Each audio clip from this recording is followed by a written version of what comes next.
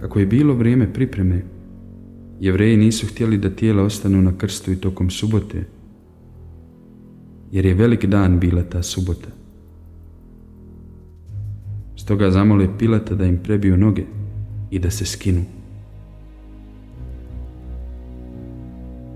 Vojnici dođu i prebiju noge dvojici razapetih s Isusom.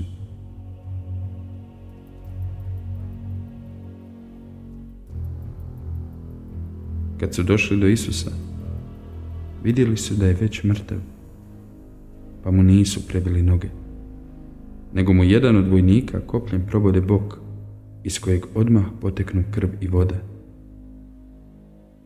Sve se to dogodilo da bi se ispunilo što je pisano: nijednemu se kost neće slomiti, i ono drugo što pismo kaže: gledat će onoga koga su proboli. Bila je priprema, dan uoči subote. Kad je pala večer, Josip iz Arimateje, ugledan vijećnik, koji je također iščekivao Božje carstvo, odvaži se te ode Pilatu i zatraži Isusovo tijelo. Pilat se veoma začudi da je već umro, pa pozove kapetana da ga pita je li odavno mrtav. Kad primi obavijest od kapetana, Pilat predade Josipu tijelo.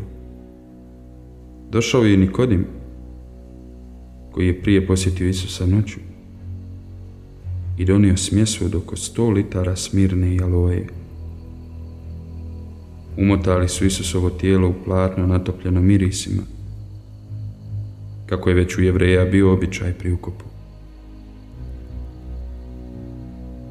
U blizini mjesta na kojem Isus bijaše razapet, nalazila se bašča s posve novim grobom, u koji još niko nije bio položen. Kako je grob bio blizu, tu položi Isusa, zbog jevrejske pripreme.